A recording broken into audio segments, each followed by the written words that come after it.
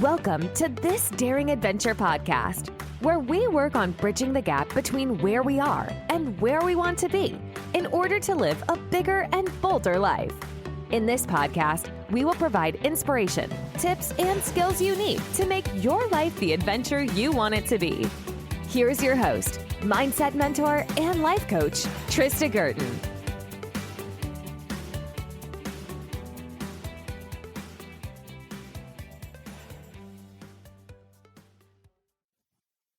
Hey everybody, welcome to this Daring Adventure podcast. Thank you so much for joining me today. I wanted to talk a little bit about self-discipline and motivation. And I know that this is something that we talk about quite commonly when we aren't feeling disciplined and we aren't feeling motivated. And I'm sure in some capacity or another, you've said you just don't have enough discipline and you're just not feeling motivated to sit down and do whatever it is that you need to do to achieve your goals, to get your work done, and to create amazing results in your life.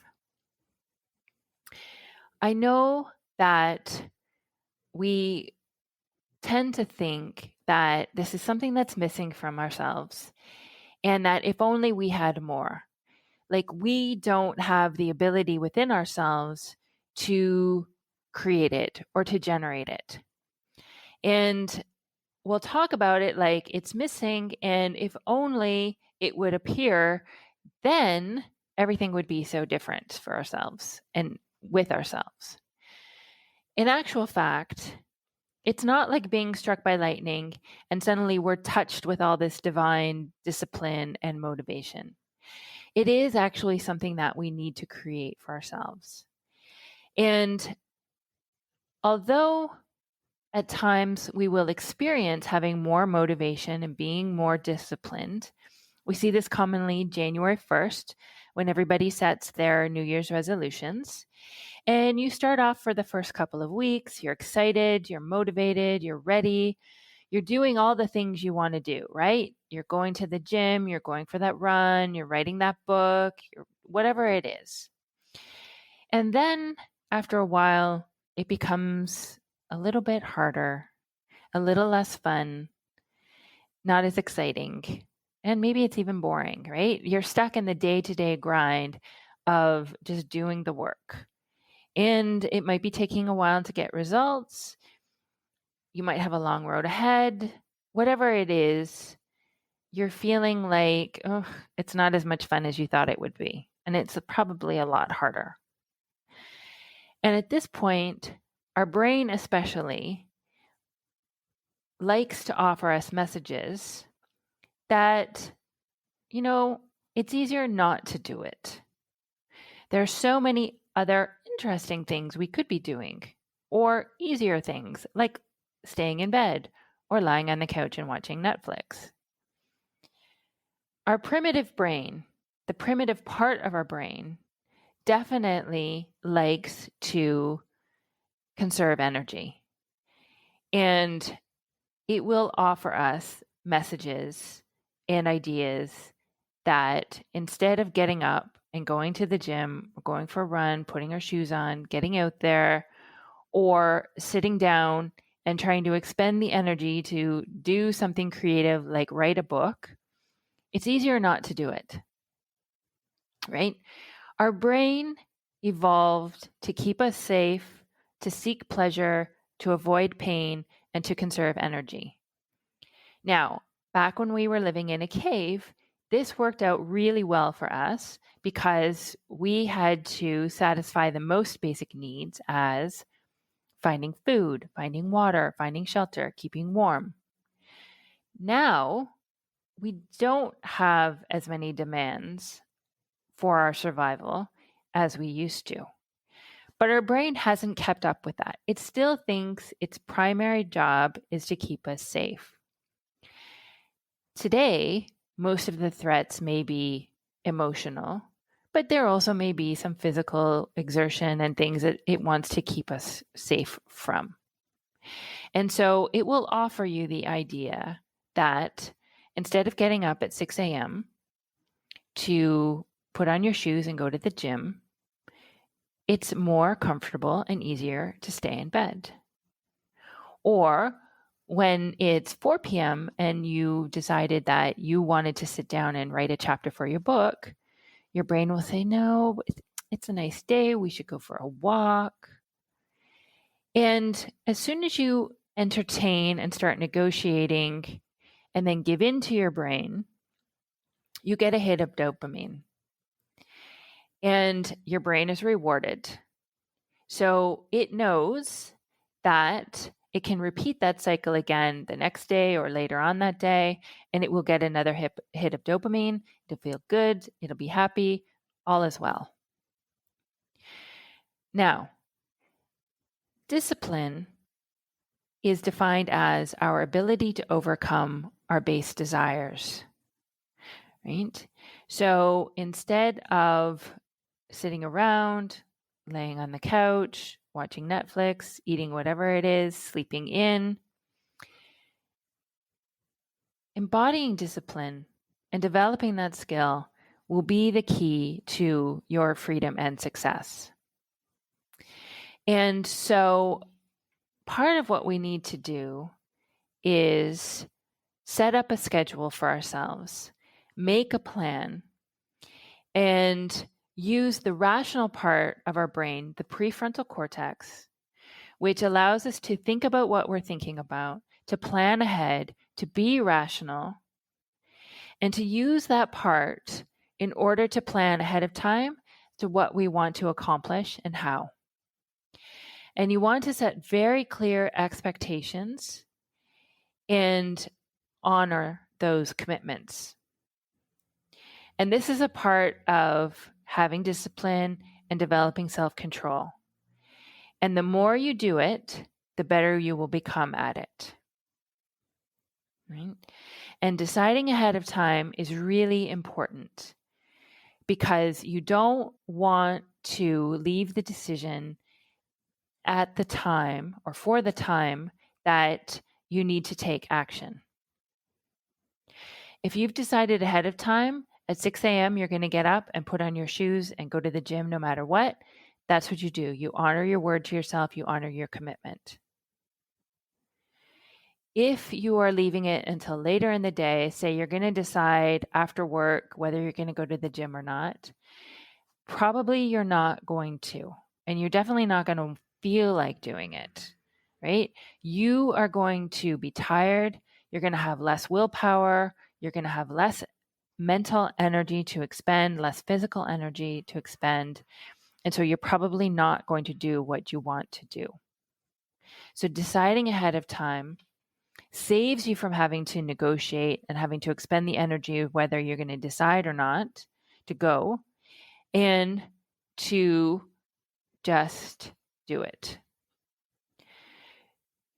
Our brains will act like small children, and we will also have to act like the adult in the relationship. You might hear your brain offering you excuses, offering you alternatives. It may tell you that you can't do it, that you're not good enough, that you're too tired, but you don't have to believe it. And your ability to override this part of our primitive brain and to go for what we want, embrace the discomfort, is how you will achieve results. I also find it really helpful to be really clear about what you will and won't do in advance, especially when you're setting out to achieve a goal. Sometimes it's helpful to have rules that you don't need to think about. And again, this is something that will help you to avoid negotiating with your brain and expending energy in making decisions. So, for instance, I don't drink juice. I do not drink any soda or pop ever. So I don't have to decide. I just don't do it. If I see it, I don't have to decide whether I'm going to have it or not. I just don't. I don't smoke. I never have to make the decision as to whether I'm going to smoke or not. If I'm going to go for a run, I'm going to do a minimum of 2 miles every time. I don't have to negotiate that with myself. I don't have to decide that. Minimum of 2 miles, that's it. It's done. So it's very helpful for me not to have to expend any energy to make these decisions. I know that if I put my shoes on to go for a run, at the very least, I'm going to do 2 miles. I'm going to be happy with my achievement, and that's it. It's also excellent to limit your options, right? Make these decisions ahead of time.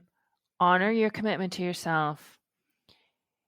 You have to know and be aware that most likely you're not going to feel like doing whatever it is you've decided to do at the time.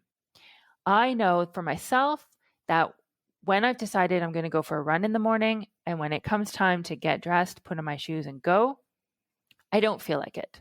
My brain really does offer me every excuse in the book. It's great to be aware of this. It's great to know that this is what my brain is going to offer me. It did really take me a while to cotton on to this and to understand what it was doing. And now I can just be aware of it, observe it, say thank you, and I'm going anyway. And the more often you can do this, the better you will become at it. But it does, at least for me, it took me a while to realize that this is what my brain was offering me every single time. It's just what it does. And I don't have to listen to it. I can keep going. I can do what I want. So again, honoring your commitment to yourself. Think of it as a commitment that you've made to anyone else in your life that's important and that you wouldn't break. If you had made a commitment to your best friend or your mother or your sister or whomever, your boss, treat it the same way that you would to any of them. Don't negotiate your options. Don't give in. Just be aware of what your brain is offering and do it anyway. The more you do this, the more you honor your plans, the more you keep your word to yourself, the easier it will become. It's like building muscle. The more you do it, the stronger you will become. And this is also a great way to improve your relationship with yourself, right? You will have more self-trust. You will know that you will keep your word to yourself, and you will be more confident when you go to set goals for yourself because you know you have a greater chance of following through.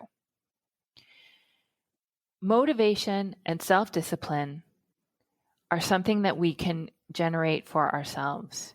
You can't wait to feel more motivated or to have more discipline. These are things that we have to consciously go after and create for ourselves. And the better we become at doing that, the better we will become at reaching our goals. So plan ahead, don't negotiate with your brain, honor your commitment, and keep going. Build that discipline, build that willpower, and create those results that you want. If you have to, you can start small. Commit to 5 minutes, 10 minutes, 20 minutes, 30 minutes, build up. But know that you can just create the habit of doing what you said you were going to do. Make it easy and make it fun for yourself. Put out your clothes and your shoes the night before if you're going to go to the gym. Set up your workspace so that you have something nice to sit at and to work while you write your book or create your project. Setting up a little ritual for yourself to get you into the mood and to start alerting your brain that this is the time you're going to go for a run, do yoga, practice yoga, meditate, or write, whatever it is, can be really helpful. So you might want to turn on some music, light some candles, make yourself a cup of tea. For me, in terms of my running, I have a playlist that I create, and I listen to the same order of songs, typically for the first 2 or 3 songs. And so that I know when I hear those songs, I am going to get ready to go for a run. And I'm going to start and it helps me to get into the mood. And so you can recreate something like this for yourself, any type of music that you like. Depending on the activity, you might want something softer and more soothing or something more upbeat. But getting into the habit of playing those songs will start to alert your brain that this is what you're supposed to be doing at this time. Be creative, have some fun with it. You might come up with different rituals that will mean more to you than others. But whatever it is, it will help you to get into the mood of doing the tasks that you wanted to do. It really is up to you to create your own discipline and motivation. It might sound hard, it might sound a little tedious at first, but I promise you, like anything else, the more you practice, the more you do it, the better you will become at it. And you really will start to see that you can create the results that you want. You can reach those goals that you want when you start to plan ahead and honor your commitments to yourself. So that's what I have for you today. I thank you so much for joining me. I hope you found this useful. If you have any questions or any comments, please feel free to reach out to me at any time. I will be happy to respond to you personally. If you have a moment, please subscribe, rate, review in your podcast platform, whatever you use to listen to this podcast today. I would appreciate it. And I will talk to you again soon. Bye-bye. Thank you for listening to This Daring Adventure podcast with your host, Trista Guertin. We hope you enjoyed the tips and conversations on how to get excited about life again. As always, you can head to tristaguertin.com for additional resources and to book a one-on-one coaching session. You can also follow Trista on Instagram at Trista V. Guertin. Don't forget to subscribe, rate, and review us on Apple Podcasts. Thanks again for tuning in, and we'll see you next time.